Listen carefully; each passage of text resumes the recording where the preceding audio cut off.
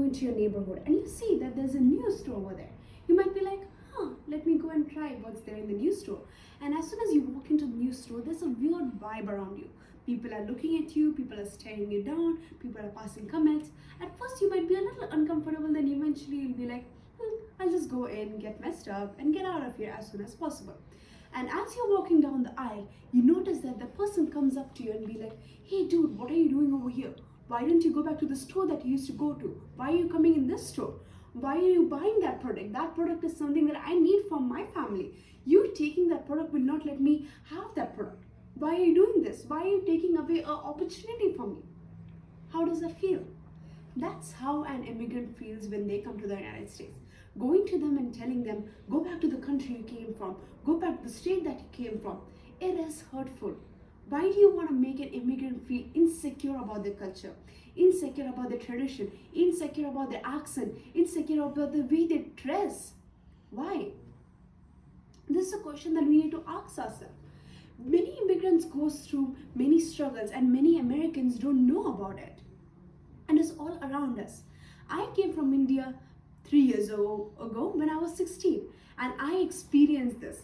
I've been through many ups and downs, many people looking at me, people passing comments, and all this just made me fall into depression. Eventually, I came out of it with the help of my parents and the friends around me.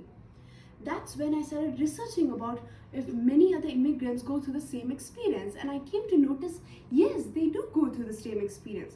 One of the famous book called The Best We Could Do by Thai Boi, who is a Vietnam-born American novelist and an illustrator, wrote about how the painful experiences of an immigrant, what all they have to go through when they come to the United States, and how many people don't realize that.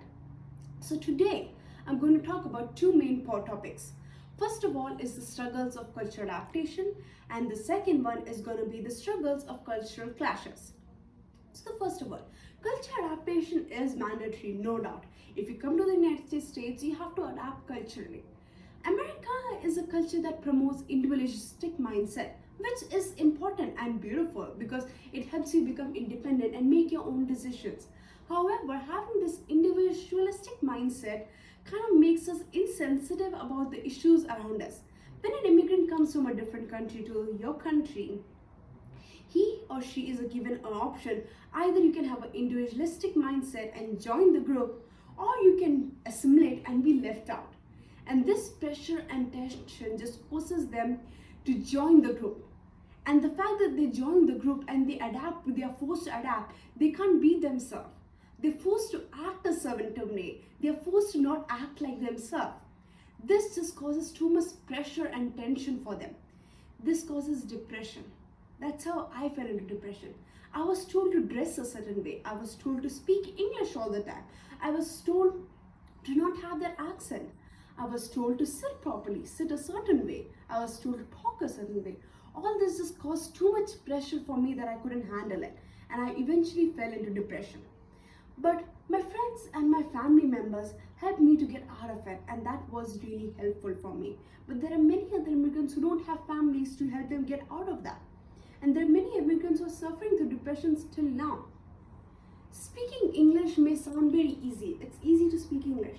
However, I was not used to speaking in English when I was in India.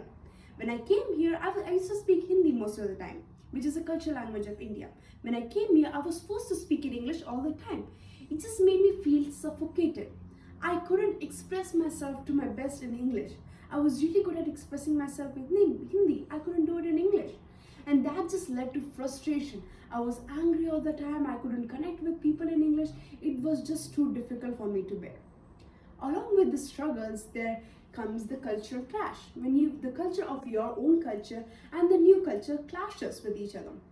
For instance, in America, the standard is like when you're 18, you leave your house, you become more independent and you have your own life. However, in India, you are used to staying with your parents even after you're 18 till the time you get married. And the fact that you stay with your parents till that time doesn't mean that you're not independent, doesn't mean that you're lower than something like that. Both of them are important in their own way. Both of them are different culture and they both are unique. The beauty standards is also different. For instance, in Saudi Arabia and countries like that, wearing a hijab, which is a headscarf, is a sign of modesty and virtue. And then in countries like India, wearing bindis, which is a thing that you wear in your forehead, and you wear hennas on your hands, wearing bangles, and everything is signs of beauty. That doesn't mean that one culture is better than the other culture. Both of them are beautiful in their own way.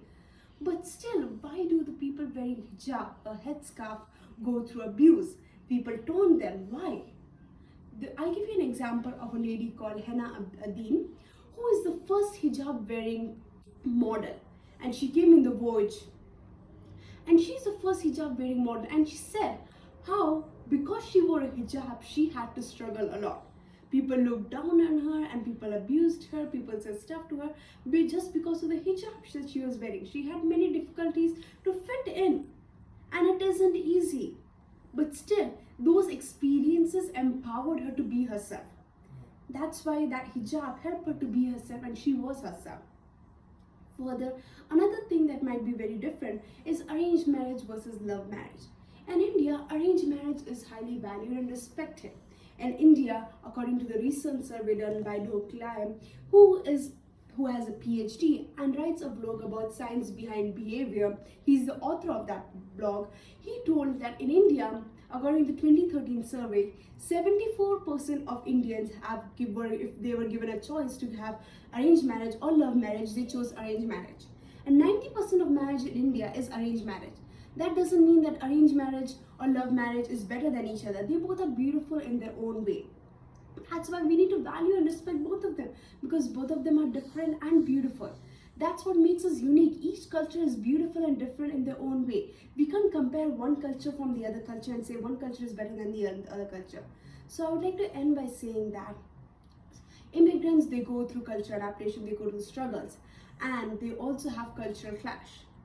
That's why we need to understand that they go through this stuff, and it is important for us to understand that. Lastly, I just want to end by a quote by saying, which is from Becoming American Quotes, which says, "I have tasted the life of an immigrant, and it isn't easy. A sad goodbye and a broken heart is what an immigrant carries all the way from the hometown to the land of opportunities." Thank you.